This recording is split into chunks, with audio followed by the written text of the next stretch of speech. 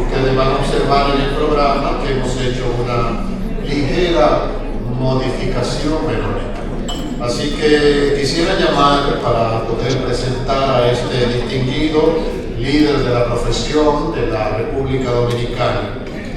Él es contador público autorizado, presidente nacional del Instituto de Contadores Públicos Autorizados de la República Dominicana, ex presidente de la 31 Conferencia Interamericana de Contabilidad, consultor empresarial certificado por el PNUD y el BID, especialista en auditoría interna y prevención de riesgos, especializado en planificación y desarrollo de las pequeñas y medianas empresas en el Estado de Israel, especialización en administración secuestraria judicial, en liquidación de empresas y experto en contabilidad bancaria y en instalación de sistemas de control interno e impuestos. Ha participado en múltiples conferencias interamericanas de contabilidad y se ha paseado en estos eventos en diferentes países de las Américas. Así que ahora vamos a querer llamar hasta este escenario a este hombre líder de la profesión dominicana. Su tema: administrador secuestrario. Con el aplauso de ustedes quisiera llamar a don Pedro Matos.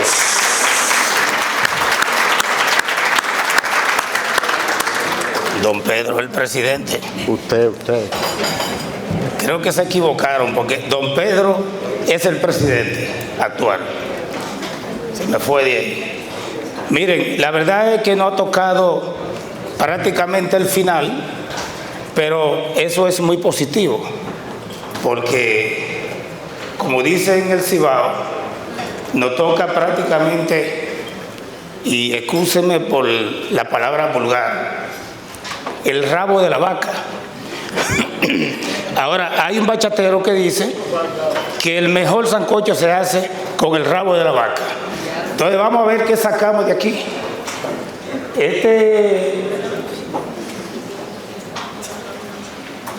No ha salido la presentación. Vamos a ver en este prácticamente conversatorio la esencia del rol de un secuestrario judicial en un proceso complejo. Proceso complejo es cuando a ti te toca una empresa de cierto nivel, donde hay varias barras de abogado encontradas defendiendo un patrimonio con sus clientes, lógicamente, los demandados, los demandantes, entre otros. Como bien dice la vista, un administrador secretario judicial es una persona u organismo que se encarga de administrar de manera provisional y bajo mandato judicial un patrimonio durante un determinado periodo de tiempo. Yo le agregaría que después que te llega la ordenanza de un juez, como le dicen los abogados, y lo más importante que ustedes deben conocer hoy, que no hay un método definido. Ustedes van a ver más adelante algunos artículos del Código Procesal Penal que sustentan, y alguna jurisprudencia que sustentan el rol de secuestrario judicial, pero no hay un método. Para los más jóvenes, es bueno que de este conversatorio, de esta charla, tomen la esencia.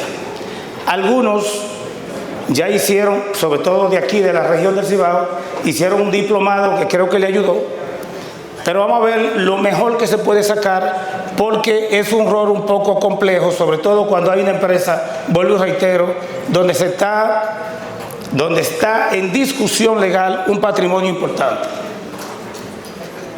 Es una figura prevista por el ordenamiento jurídico en algunos casos se utiliza para garantizar el control y la protección de los derechos patrimoniales de un acreedor. ¿Cómo llegamos hasta ahí? Es muy sencillo. Cuando hay intereses encontrados, dice un amigo mío que su abuelo le contaba que donde hay oro no hay paz.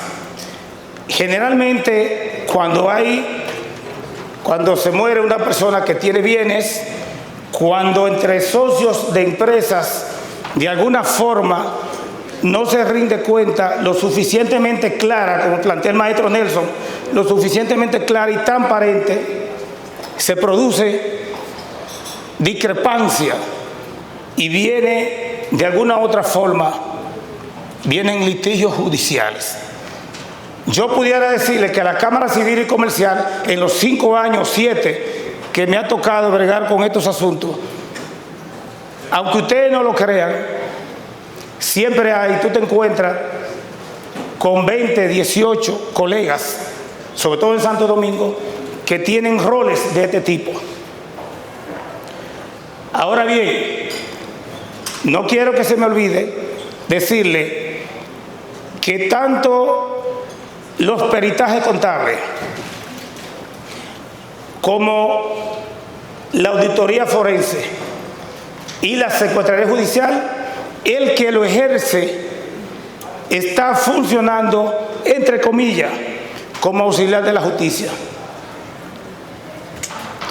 Y para que estén claros, todos los informes que llegan, y lo van a ver más adelante, son públicos. Tan pronto tú los subes a la plataforma del sistema judicial, ya es un documento de uso público. Por eso es importante que cada paso que den, sobre todo en la parte financiera, tengan sustento. Y si una empresa mueve un patrimonio importante, debe tener contabilidad organizada. Y si no la tiene, lo primero que tienen que hacer es buscarla. Y que el contador y el auditor, al momento de elaborar los informes financieros, tomen en cuenta que fueron aplicadas las normas.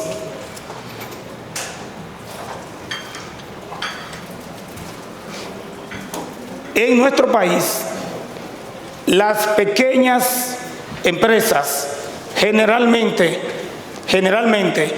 no tienen contabilidad organizada. Aunque ustedes no lo crean, hay empresas que te venden a ti al año 200 millones de pesos, 150. Y cuando tú vas, o tienen un sistema muy obsoleto, o no hay contabilidad. En la mayoría de los casos donde un secretario judicial entra, que tiene que ver con empresas, no un patrimonio normal de una persona física, tiene que aferrarse a la compilación. Pero si tú te aferras a la compilación, tú eres el secretario judicial, tú eres el responsable de todo lo que pase adentro. Entonces, lo normal es que tú le sugieras al contador, que se entiende que sabe de eso, o el auditor, que tiene que basarse entonces en las normas de compilación.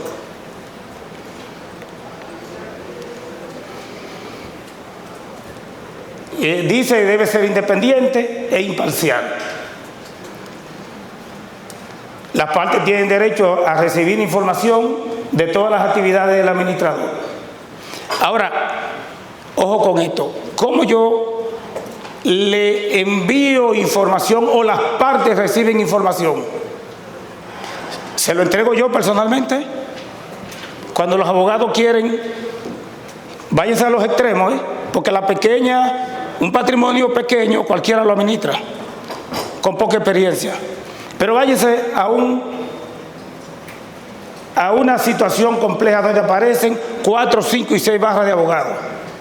Cada quien quiere información para saber cómo defender en estrado, defender su cliente. Hay abogados que son chantajistas, y me disculpan los abogados que están aquí. Van y le dicen al administrador, dame un informe, o te presionan, te acusan. Si tú no me das las informaciones, está obstruyendo la justicia. Pero eso no lo determina él, eso lo debe determinar un juez. No se dejen chantajear por los abogados. Siéntase seguro y demuestren que ustedes no son los contadores que estamos detrás del escritorio medio nerviosos y mirando por encima de los lentes, asustados. No, eso se acabó. ¿Cómo yo le informo a los abogados? Mire, doctor, con toda decencia, tan pronto el informe llegue donde el juez y esté sellado por secretaría, entonces yo le voy a enviar a usted. Le voy a enviar a usted lo que le corresponde, una copia. Pero asegúrense primero de haberlo depositado. O sea, no se dejen llevar de chantaje, porque si ustedes lo entregan sin haberlo depositado en cualquier litigio judicial, eso no es válido. Y ese abogado entonces viene en contra tuya.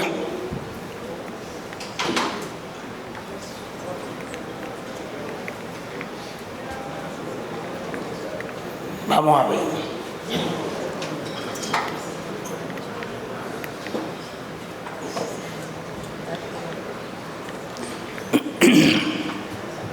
La función más relevante debe ser garante del correcto desarrollo de los procesos legales. Y ustedes se van a preguntar, pero yo lo que soy contador, ¿y de dónde viene ese tema de que yo debo ser garante del correcto proceso legal? Ah, pero los abogados que están defendiendo cada quien sus partes quieren saber realmente qué fue lo que pasó ahí adentro. Entonces tú tienes que estar en el centro, haciendo la cosa de manera correcta. Con eso tú garantizas, tú ves, el proceso legal. ¿Y sabes con qué más tú lo garantizas? Cuando hay una notificación, los abogados se comunican a través de un documento que se llama notificación legal. A veces no identifican el bufete del abogado y te lo envían a la oficina tuya. Bueno, no es tu función, pero con esa pelota caliente tú la sueltas. Se le envía a quien le corresponde. A través de un mensajero, le pone una nota y le dice de quién está recibiendo esa notificación, y se le está enviando a ese abogado para su conocimiento y fines de lucrar. Con eso, usted le da la mano con un tirado, y esa nota, esa cartita, memorando, tú la vas a poner en el informe, en la parte legal, tú la agregas ahí. Ahora, pregúntese por qué. Porque un abogado que entienda que tú no le estás facilitando lo que él quiere, puede acusarte de que le envió una notificación y tú fuiste quien, o tuviste quien impediste que esa notificación llegara. Tú te curas de salud, con una nota se le envía y lo pone en el informe.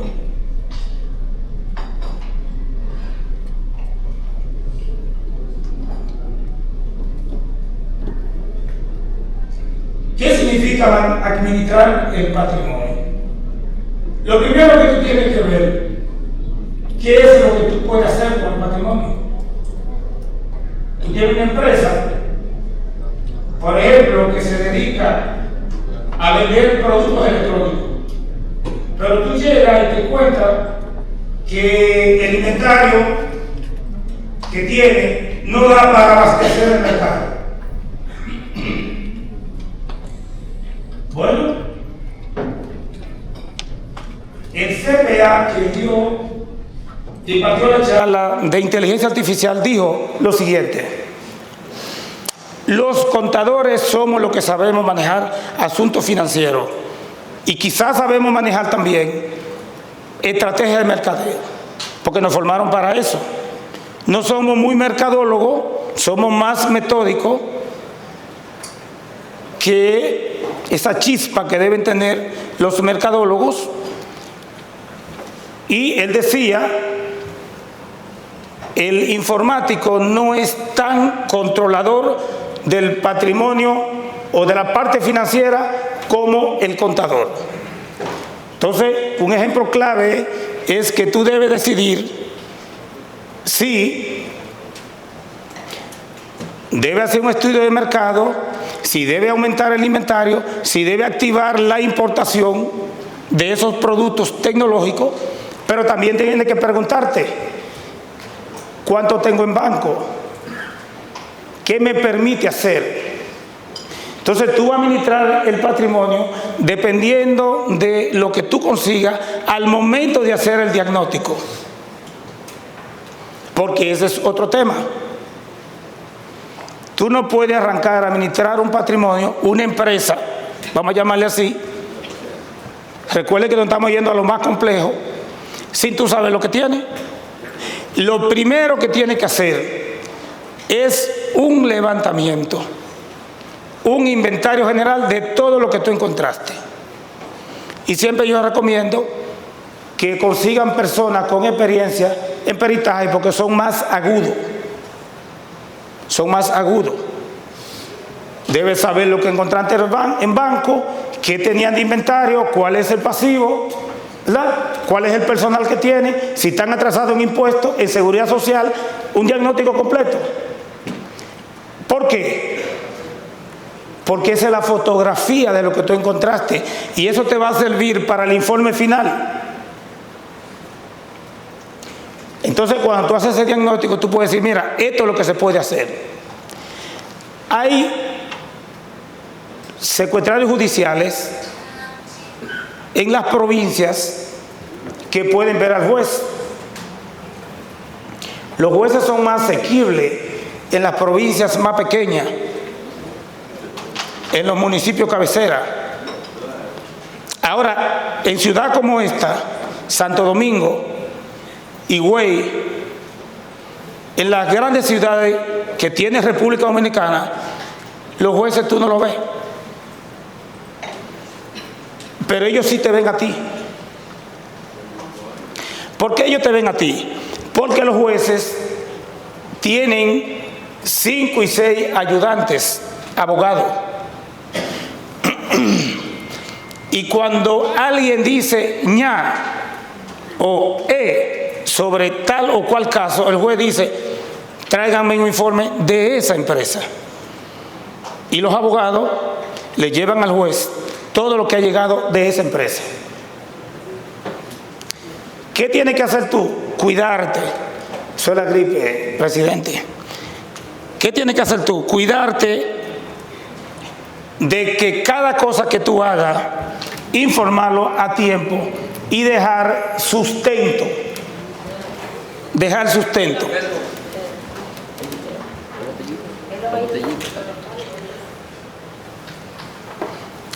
La contabilidad, bueno, ya yo le expliqué esa parte. Intentar conseguir la mayor rentabilidad posible, ¿sí? De acuerdo a las posibilidades. Aquí hay testigos, no voy a mencionar nombres, que en pandemia la empresa que me tocó administrar se cayó, cerrada, 3 meses cerrado. Hicimos malabares, arrancamos y cuando salimos de ahí, la empresa quedó flotando, vendiendo lo suficiente y con dinero en banco. Pero ahí tú tienes que tener experiencia, capacidad y formar equipo. Jamás hagas tú las cosas tú solo. Tomar préstamo, no. Tú no eres consejo. Tú no eres consejo de administración. Eso es como cuando el diluvio se acabó todo y comienzo en cero. Ahora, ¿cómo tú te manejas en tiempo de crisis? Tienes que sacar de abajo, como dicen popularmente. Ahora, no es obligatorio que tú hagas que la empresa sea rentable, pero también tú estás poniendo a prueba tu capacidad. Si a mí me envían modestamente una terna, posiblemente los jueces me elijan a mí. Pero no es porque yo soy bonito, porque bonito no soy. Estamos claros. Los jueces tienen en el archivo todo lo que pasó en esas empresas. Todo lo que pasó y cómo salió el administrador de ahí. Entonces ustedes deben luchar por eso. Lo que van a vivir o lo que viven de ese ejercicio tienen que asegurarse de tener buena referencia en los archivos o en el archivo del Sistema Nacional de Justicia y de la Procuraduría.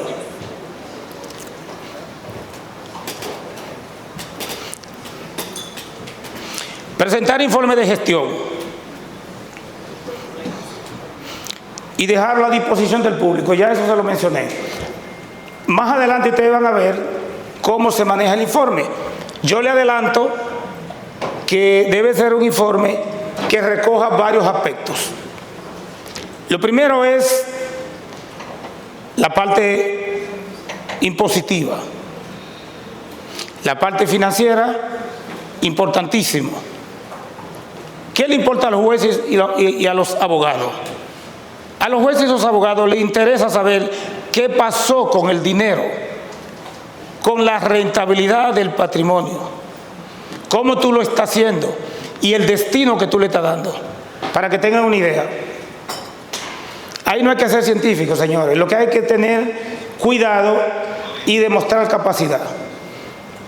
Y si tú no entiendes algo, es de inteligente buscar los colegas que tienen más experiencia.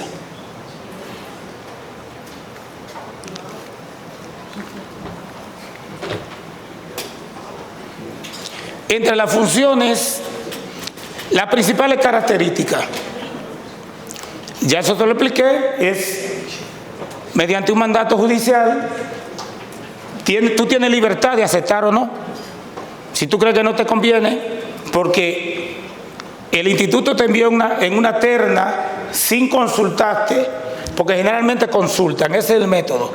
Si usted no puede, diga que no.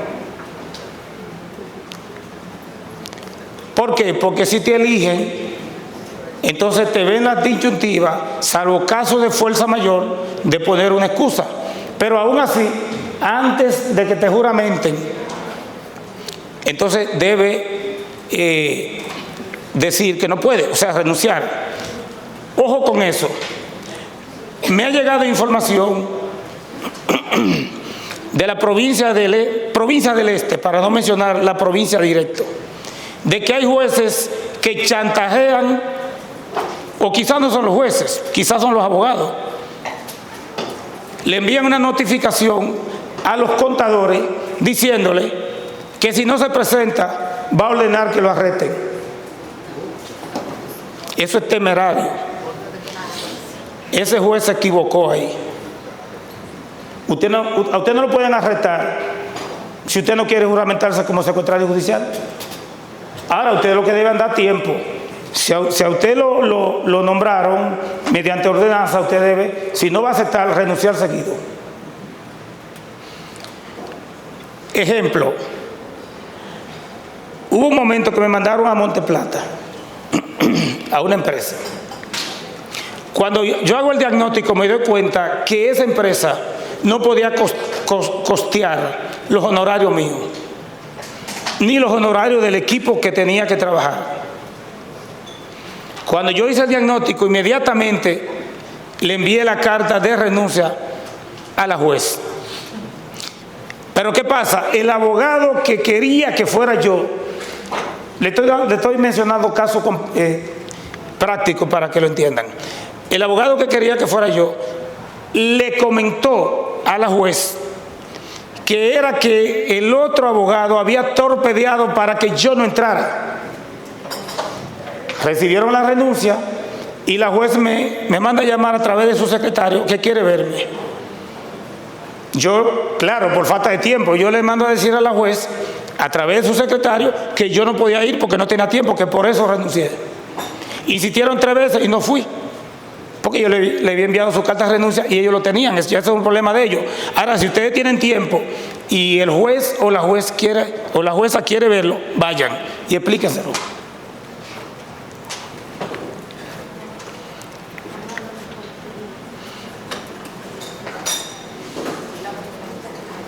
Bueno, ahí más o menos hay una historia breve de los casos que se pueden dar, de los principales: disputa entre socios por el control de la empresa, administración de bienes muebles en disputas judiciales, bienes en disputa por divorcio, que es bastante común, subastas judiciales sin garantía de cobros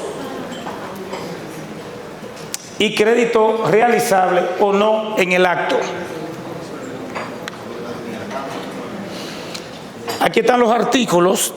Estoy mirando la pantalla porque me están cronometrando. Esos artículos aplican más para la parte que mencionaba, como yo le digo, el magistrado Richard, el 204 y el 205, que tiene que ver ya con el peritaje y la parte forense. Y el 302. Ahora, esa sentencia sí hace mención clara al rol del secretario judicial. Ustedes la pueden leer. Esa es una jurisprudencia dominicana para para proteger a los accionistas que sientan sus derechos vulnerados por otros o ante una dualidad de consejo de administración. Ayer comentaba Juana un caso que se dio parecido a ese. En caso de dualidad del consejo de administración o ante la negativa de una rendición de cuentas. Óigame bien, complejo eso. Para los que son administradores, pónganle ojo, no se pierdan con la rendición de cuentas. Crea la figura del secretario judicial o veedor, dando atención a las disposiciones del artículo 132, párrafo 1 y 2 de la ley 49-08. Esa ley, el instituto jugó un papel importantísimo, que fue la de Sociedad Villini. Aunque, desgraciadamente, después nos descuidamos y metieron a cualquiera a ser comisario de cuentas, para que ustedes entiendan lo que significa defender la profesión. Hay que estar atentos y chequeando cada detalle, porque los economistas, y no tengo nada en contra de ellos, hasta los sociólogos nos quitan la función a nosotros si nos descuidamos. Y si hay una modificación con la 311 y metieron ahí a cualquiera que sea, y excúsenme la expresión, que sea comisario de cuentas. Comisario de cuentas le corresponde a un CPA, señores, no a cualquier contador. No a un egresado sin experiencia. Si un día un egresado sin experiencia consigue una función de ese tipo, tiene que auxiliarse de una persona con experiencia, porque no es cualquier responsabilidad. Cualquiera cae preso con un informe de eso. O sea, es bueno que lo sepan los más jóvenes, porque ahora estamos hablando del rol propiamente del contador en esta parte. Por eso soy enfático en señalar detalles que le pueden perjudicar.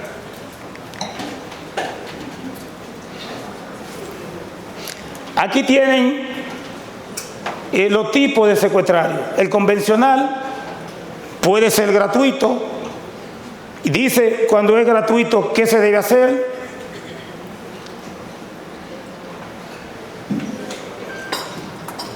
Tiene desde el artículo 1956 hasta el 19, 61, 62, 63.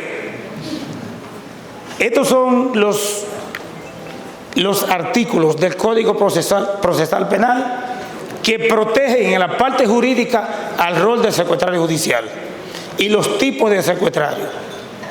Es bueno que lo lean y que estén conscientes de que no es una figura inventada. Lógicamente, aquí te plantea la parte jurídica, Ya la parte operativa tiene que ver mucho con el manejo tuyo y con la experiencia tuya dentro de ese proceso.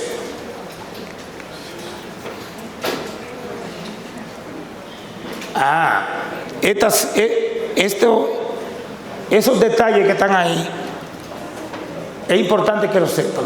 Embargo retentivo, oposiciones a pago, sentencias, notificaciones compulsas, embargo retentivo.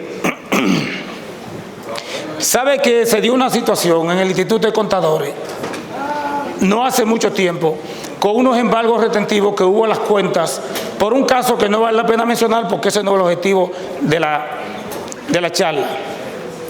Y algunos colegas estaban asustados. Yo le comenté a Pedro, el presidente, digo, Pedro, eso es porque no conocen qué es un embargo retentivo. No se asusten, señores. Yo le aconsejo a que le toque administrar una empresa de cierto nivel que no mantenga mucho dinero en la cuenta, que pague todo lo que debe, pague nómina, pague a los proveedores, pague los servicios, no deje mucho dinero en la cuenta. Si usted acumula mucho dinero en la cuenta, en cualquier momento los abogados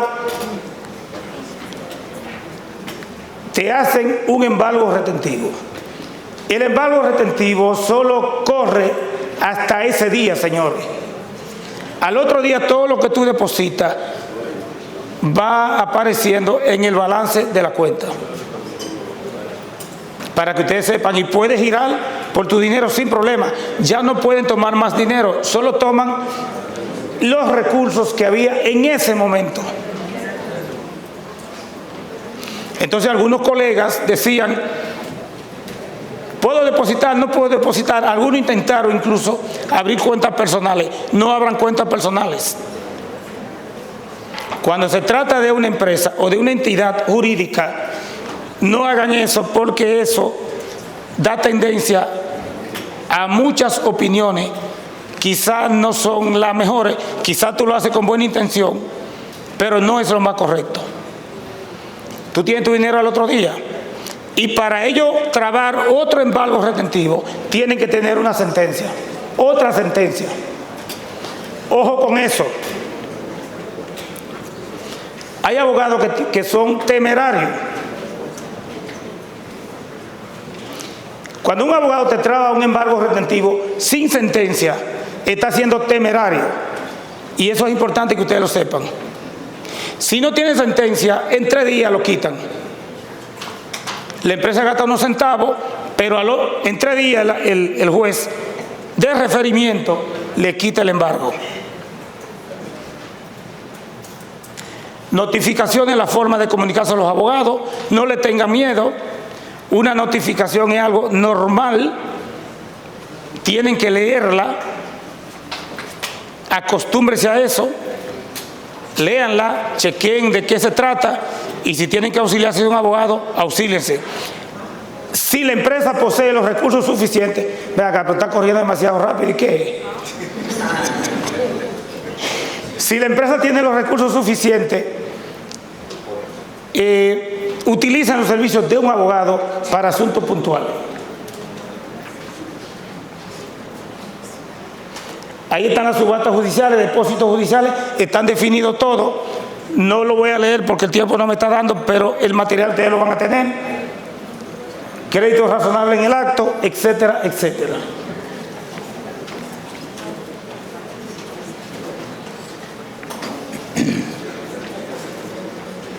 Ahí están las recomendaciones, parte de lo que les he dicho. Un abogado ético es importante para defender la empresa o el bien que tú estás administrando. Otra recomendación, no se preocupe por los abogados, haga su trabajo conforme a las normas, procedimientos y sea transparente.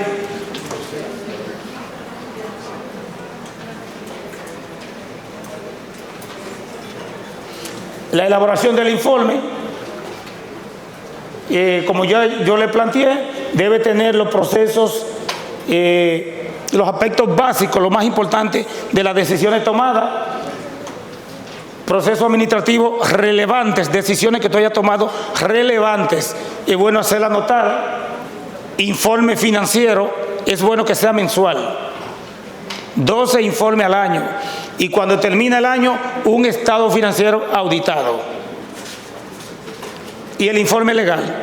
¿Qué es lo que es informe legal? Bueno, yo soy abogado, todo lo que entró legal, todos los aspectos legales que entraron ahí, debe resaltarlo en un espacio, un capítulo solo para eso.